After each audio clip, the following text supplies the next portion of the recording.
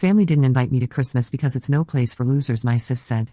I calmly agreed and stopped funding her kids and husband. Now she's begging. I'm Sarah, 34F, and I've always been the family's designated ATM. My sister Jessica, 31F, has 2 kids, Emma, 8, and Tyler, 6, and her husband Brad, 35M, who hasn't held a steady job in 2 years. Meanwhile, I've worked my ass off building a successful marketing consultancy that now brings in mid-6 figures annually. I know how that sounds, but I'm not bragging, it's relevant to the story. Growing up, Jessica was always the golden child. She was the cheerleader, the homecoming queen, the one who got married young to her high school sweetheart. I was the bookworm, the one who spent Friday nights studying instead of partying. Our parents, Linda and Robert, made it clear who their favorite was, though they'd never admit it outright. When Jessica got pregnant at 22, right before college graduation, I stepped up. I helped with a down payment on their house, $50,000 that I'd saved for my first job. When Brad lost his construction job a year after Emma was born, I quietly started paying their mortgage. $2,400 a month, every month, for the past 2 years now. When Emma needed braces, I covered the $4,500. When their car broke down, I bought them a reliable Honda Civic. When Tyler needed speech therapy that insurance only partially covered, I paid the remaining $75 per session twice weekly without question. I never made a big deal about any of it. I'd transfer the money quietly, and Jessica would send a quick thanks sis text. Our parents knew I helped out sometimes, but they had no idea about the extent of it. Jessica made sure of that, always framing it as Sarah offered or Sarah insisted, never acknowledging that without me, they'd have lost their house years ago. The thing is, I didn't mind. I love my niece and nephew. I love my sister, despite everything. I figured family helps family, and I was in a position to help. I'm single, no kids, and my business was thriving. What's money for if not to help the people you care about? But over the years, I started noticing how Jessica talked to me. Little comments here and there. Must be nice not having any real responsibilities. Some of us can't just focus on making money all the time. You wouldn't understand, you don't have kids. It stung, but I brushed it off. I figured she was just stressed about money and taking it out on me. The breaking point came 3 weeks ago. It was the Sunday after Thanksgiving, and we were all at our parents' house for our usual family dinner. Jessica was going on about their Christmas plans, how Brad's family was coming over, how she'd managed to save up enough to hire someone to help decorate their house this year. Sarah, you should come by Christmas Eve afternoon, she said casually, not even looking up from her phone. Before the family celebration starts. I was confused. What do you mean, before the real celebration? That's when she looked at me with this condescending smile. Well, Christmas Eve is for Brad's family, and Christmas Day is for people with families. You know, actual families. Kids, spouses, people who've built something meaningful with their lives. The room went quiet. My parents shifted uncomfortably, but they didn't say anything. They never do. So what are you saying exactly? I asked, keeping my voice level. Jessica shrugged. I'm saying Christmas isn't really your scene, is it? It's family time. Kid time. It's about celebrating what really matters in life, not whatever it is you do all day. Whatever I do all day? I repeated. Come on, Sarah. You sit in front of a computer making PowerPoints. It's not like you're changing the world or anything. And you're 34 and single. Christmas is about families, about people who've actually accomplished something meaningful. There's just no place for losers at our table. The word hit me like a physical blow. Losers. She called me a loser. Me, the person who'd been subsidizing her entire life for years. But here's the thing, I didn't explode. I didn't yell or cry or storm out like the old Sarah might have. Instead, I felt this weird calm wash over me. Like everything suddenly made perfect sense. You're absolutely right, I said, standing up and grabbing my purse. There's no place for losers. Jessica looked surprised by my agreement. Oh. Well, good. I'm glad you understand. I do understand. Perfectly. I kissed my parents goodbye and headed for the door. Enjoy your Christmas. I went home and opened my laptop. First, I called my bank and set up a stop payment on the automatic transfer to Jessica's mortgage company. Then I called the mortgage company directly. Since I'd been making payments consistently for 2 years and they had me in their system as an authorized contact for payment inquiries, I was able to inform them I'd no longer be making payments on the account.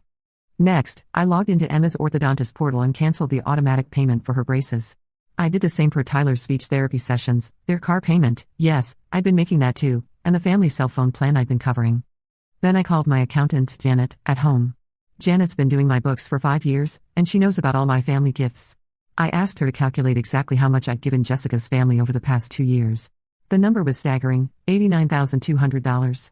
That's not including the house down payment or the various emergency funds I provided over the years. Monday morning, I had Janet draw up an official summary of family financial assistance totaling the $89,200. I knew it had no legal standing since these were gifts, but I wanted the documentation for my own records and peace of mind. I also did something else that Monday. I called my friend Marcus, who's a family lawyer, and asked about grandparent rights and financial dependency. I wanted to understand exactly what obligations, if any, I had. Turns out, I had none. The money I'd been providing was legally considered gifts, and I was under no obligation to continue them. The first sign that Jessica was catching on came the following Tuesday. She called me, annoyed. "Sarah, there's some problem with Emma's orthodontist. They're saying her payment didn't go through and they're going to postpone her next appointment." "Oh no," I said. "That sounds like something you'll need to handle." "What do you mean, I'll need to handle? You always take care of this stuff." "I did. But you made it clear that Christmas isn't for losers, and I figured that philosophy probably extends to other areas of life too. I'm sure someone with a real family and meaningful accomplishments can figure out orthodontist payments." There was silence. "Then, Sarah, don't be ridiculous. This is about Emma's teeth. And I'm sure her parents will take great care of that. After all, I'm just someone who sits in front of a computer making PowerPoints. What would I know about real responsibilities?" I hung up. The calls escalated from there. Wednesday, it was about Tyler's speech therapy. Thursday, the mortgage company called Jessica to inform her that her December payment was past due. By the following Monday, she was calling me every few hours. "Sarah, this isn't funny anymore. The mortgage payment is due and Brad's still between jobs. You know we can't afford it right now. I'm sure you'll figure something out. Maybe Brad's family can help, the ones you're spending Christmas with." "You're being cruel." "No, Jessica. I'm being a loser. There's a difference." Between Jessica's increasingly frantic calls, I found myself having some of the best weeks I'd had in years. Without the constant stress of managing my sister's financial crises, I actually had time to focus on my own life. I took on a new client, a major tech startup that wanted to rebrand completely. The project was challenging and exciting, exactly the kind of work that reminded me why I loved what I did. I also started doing things I'd put off for months. I finally redecorated my home office, something I'd been meaning to do but never had time for because I was always putting out fires for Jessica's family. I signed up for a pottery class I'd been interested in. I even went on a few dates with a guy named David that my friend Rachel had been trying to set me up with for ages. The irony wasn't lost on me. The moment I stopped being available as my family's personal ATM, my actual life got better. I slept better too, no longer waking up in the middle of the night worrying about whether Jessica would call with another emergency. But it wasn't all smooth sailing. The guilt was crushing at times. I'd catch myself reaching for my phone to call and check on Emma and Tyler, worried about how they were handling the stress at home. I knew they could sense something was wrong, even if they didn't understand what. My friend Marcus, the family lawyer, called to check on me the week after I'd stopped all the payments. "How are you holding up?" he asked. "Some days better than others," I admitted. "I keep wondering if I'm doing the right thing." "Sarah, can I ask you something? In the 3 years you've been supporting them, has their situation improved at all? Has Brad gotten more motivated to find work? Has Jessica shown any appreciation beyond those quick thanks texts?" I thought about it. No. If anything, Brad's gotten more comfortable not working. And Jessica's gotten more entitled. Then you have your answer. You weren't helping them, you were enabling them. There's a difference. He was right, but knowing that intellectually didn't make the emotional side easier. The worst part was the isolation. I couldn't talk to my parents about it because they were firmly on Jessica's side. My few close friends were supportive, but they didn't really understand the family dynamics. Most of them came from families where this kind of financial dependency wasn't normal. The breaking point with my parents came the following Tuesday. Mom showed up at my office, something she'd never done before. Karen buzzed me with barely concealed panic in her voice. "Your mother is here, and she's upset." I found Mom in the lobby, pacing back and forth in her good church dress and pearls, clearly having worked herself up for this confrontation. "We need to talk," she said without preamble. I led her back to my office, grateful that most of my team was out at client meetings. The last thing I needed was my professional space becoming a stage for family drama. "Mom, if this is about Jessica..." "Of course it's about Jessica. Sarah, what has gotten into you? That girl is beside herself. Those children are going to end up homeless because of your stubbornness. Those children are going to end up homeless because their parents can't manage their finances. Don't you dare." Mom's voice rose, and I was grateful I closed my office door. "Jessica made one little comment, and you're willing to destroy her entire family over it?" "One little comment?"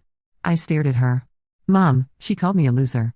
She said there was no place for me at Christmas because I haven't built a meaningful life. She dismissed my career, my choices, everything I've worked for.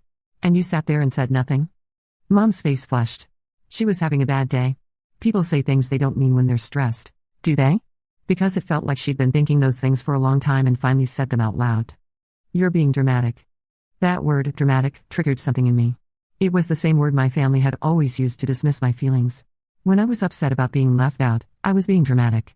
When I called out unfair treatment, I was being dramatic. When I asked for the same consideration they gave Jessica, I was being dramatic. You want to know what's dramatic, Mom? Dramatic is a grown woman with 2 children who hasn't worked in 8 years. Dramatic is a man who refuses to take jobs because they're beneath him while his sister-in-law pays his mortgage. Dramatic is spending money you don't have on professional Christmas decorations while your kid's education is funded by someone else. Sarah Elizabeth, that is enough. No, it's not enough. It's not nearly enough. I stood up, something I'd never done during a confrontation with my mother. For 3 years, I have quietly, without fanfare or recognition, kept your precious daughter's family afloat. I've paid for everything from their mortgage to their groceries, and the thanks I get is being told I'm a loser who doesn't deserve to spend Christmas with my own family. We never said you couldn't come to Christmas, Jessica did. She made it clear that Christmas was for people with real families, people who had accomplished something meaningful. And you know what the worst part is? You all agreed with her. Nobody defended me. Nobody said, actually, Sarah has built an incredible business and supports all of us. Nobody said, Sarah deserves respect.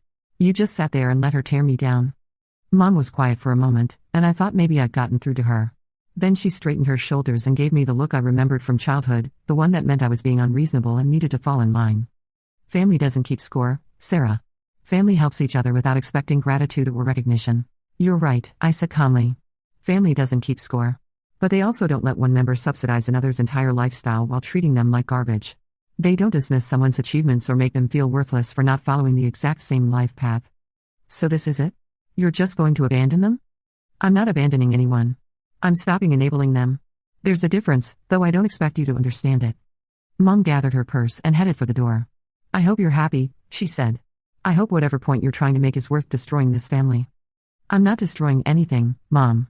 I'm just finally refusing to be the foundation that everyone else stands on while pretending I don't exist.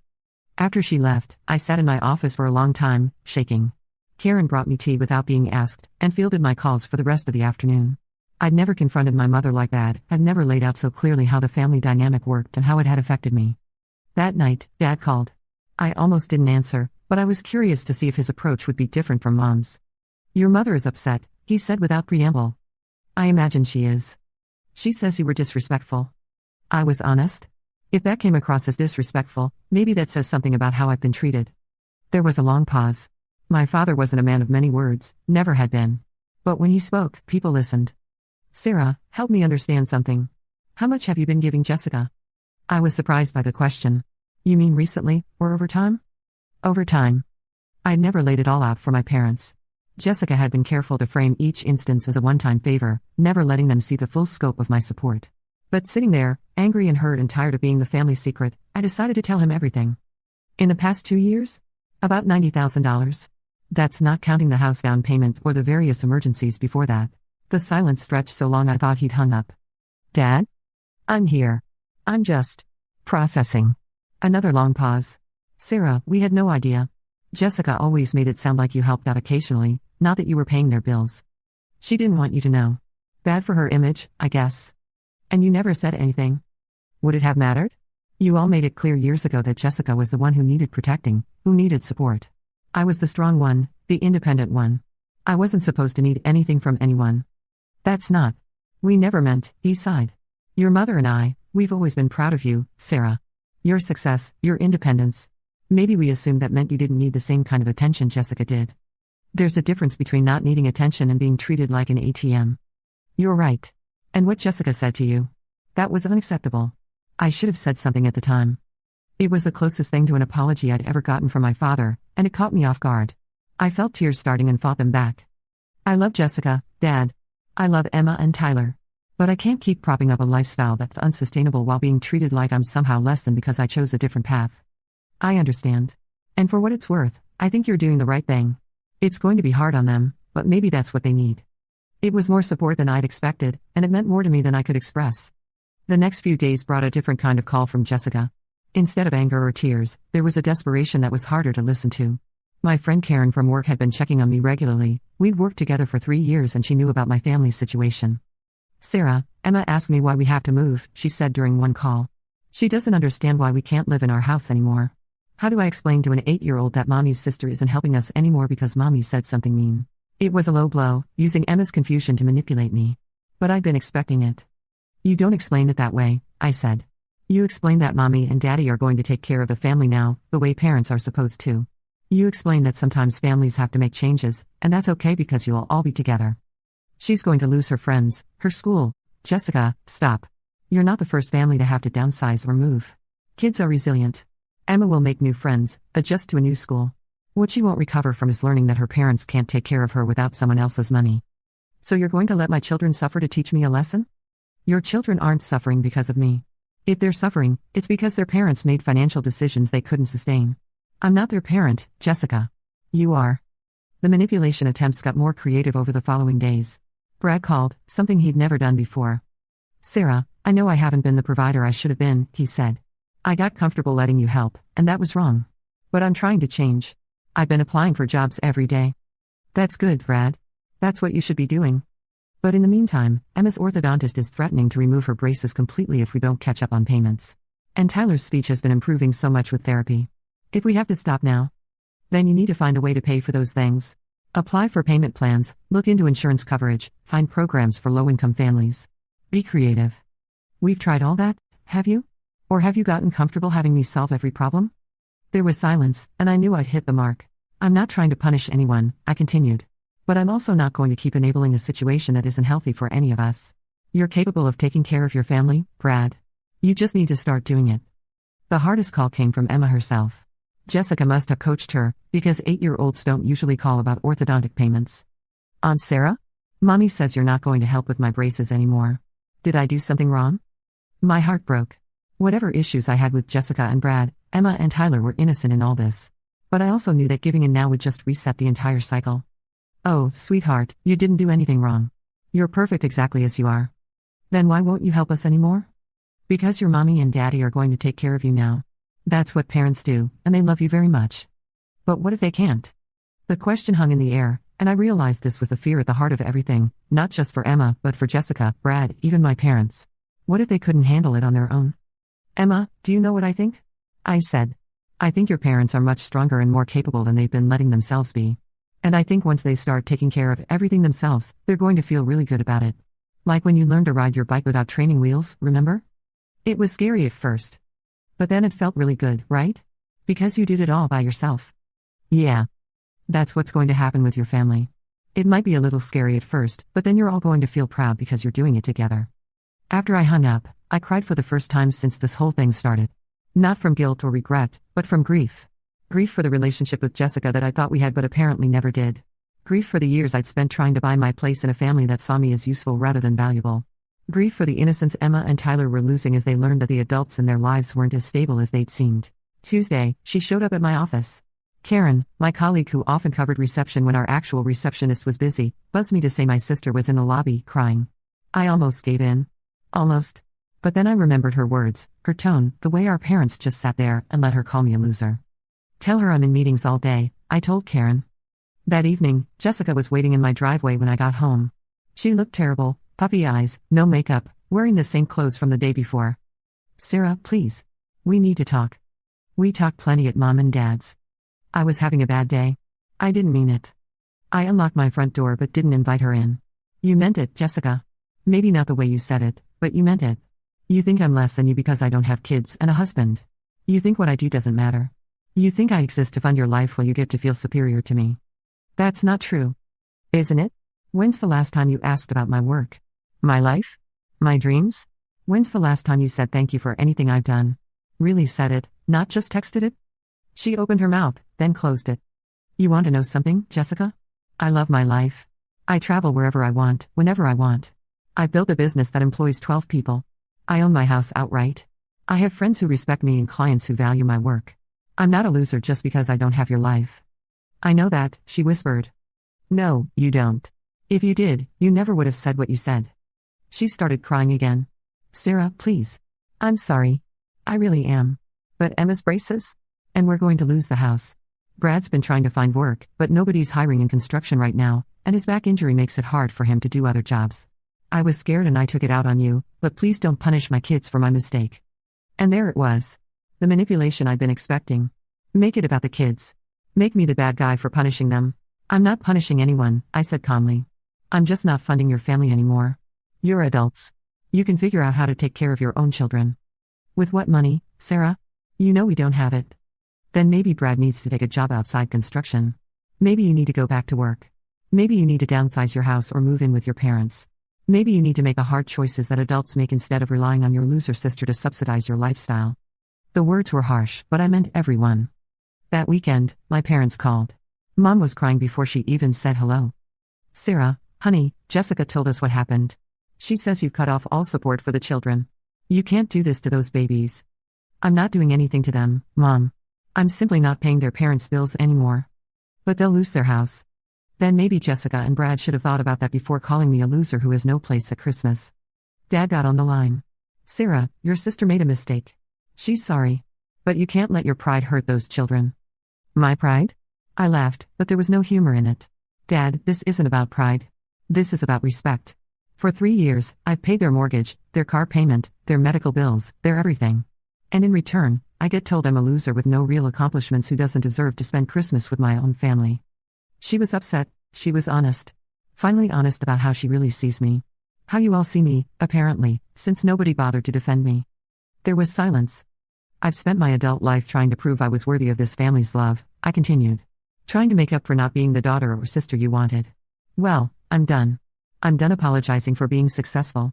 I'm done apologizing for being single. I'm done funding a lifestyle for people who think I'm a failure. Mom started crying harder. Sarah, please, I'm not cutting anyone off permanently, I said. But I'm also not an ATM. If you want a relationship with me, it needs to be based on mutual respect, not financial dependency. I spent the next week fielding increasingly desperate calls from Jessica. The mortgage company had started foreclosure proceedings after 2 missed payments. Emma's orthodontist had suspended her treatment temporarily until payments resumed.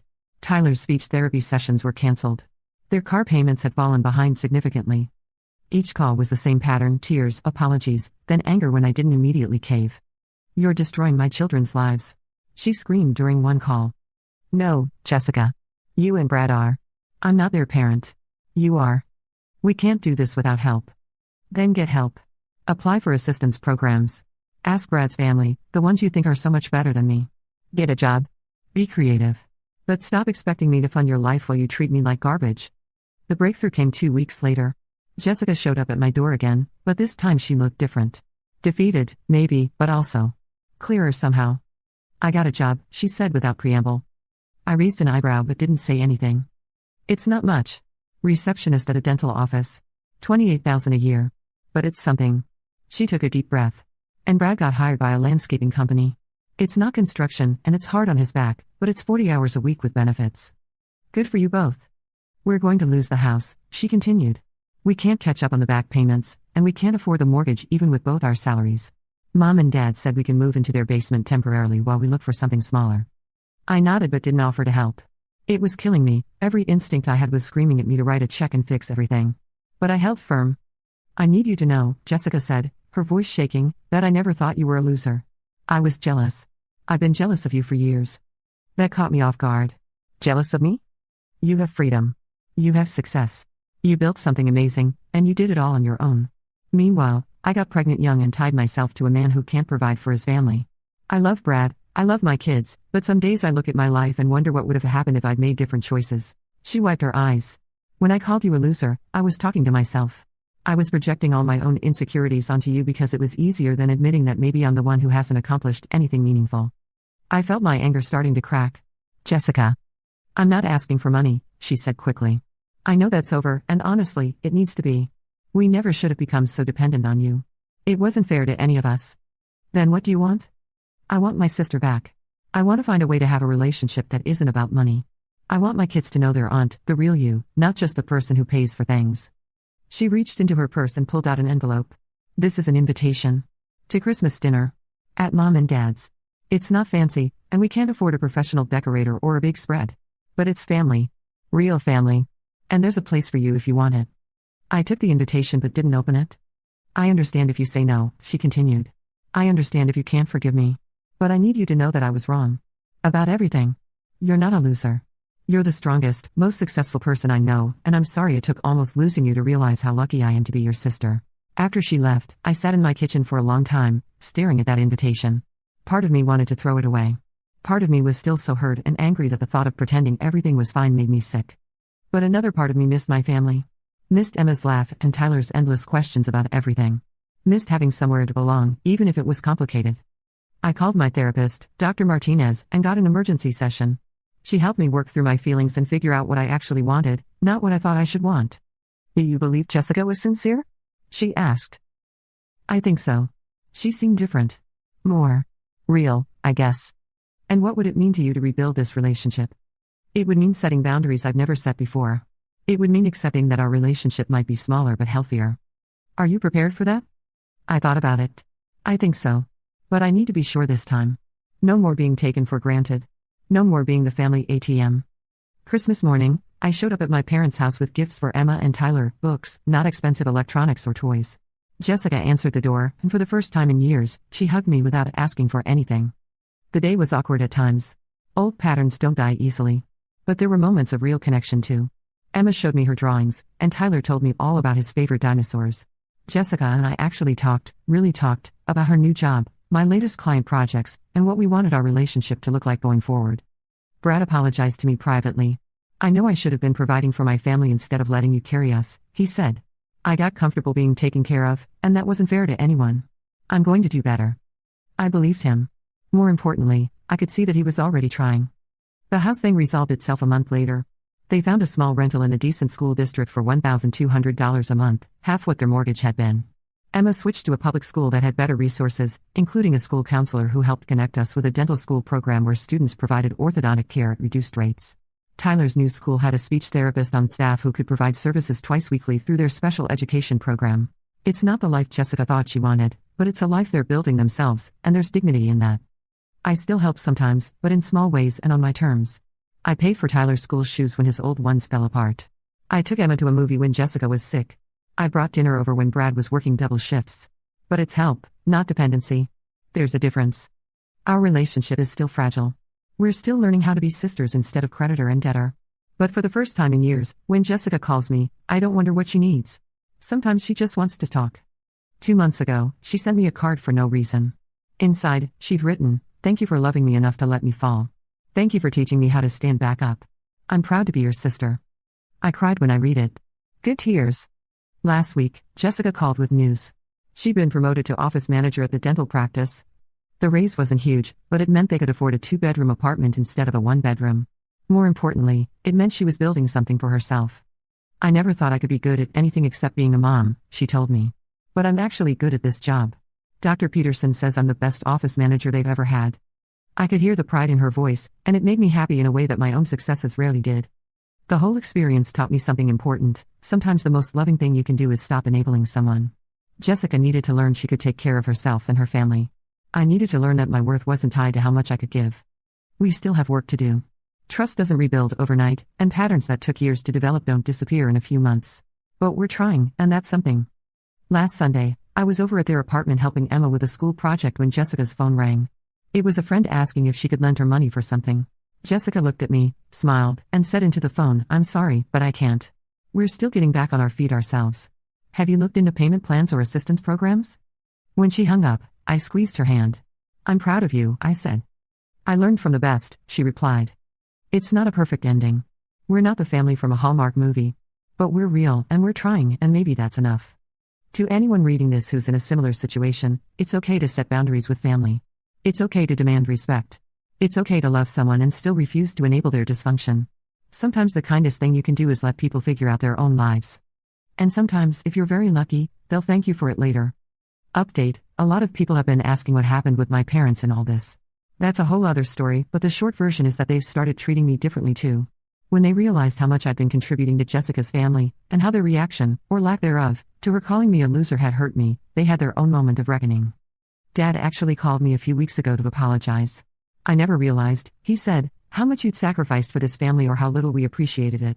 I'm sorry it took losing you for us to see clearly." It's a start. Mom's been trying to, in her way. She asks about my work now, my friends, my travels. She doesn't just see me as the responsible one anymore, she sees me as a person with my own life worth celebrating. The relationships are all different now. Smaller in some ways, but more genuine. I'm not the family's ATM anymore, but I'm also not taken for granted. It's a fair trade. Sometimes I wonder what would have happened if I'd handled things differently, if I'd exploded at Jessica instead of staying calm, or if I just cut everyone off permanently. But I think this way worked out better. It gave everyone a chance to grow and change, including me. I'm not the same person who used to write checks to avoid confrontation. I'm not the same person who equated love with financial support. I'm still learning who I am without those patterns, but I like her more every day. And next Christmas? I'll be there. Not because I have to be, not because I'm expected to pay for it, but because I want to be. Because I love my family, even with all our flaws and complications. That's the kind of love worth having.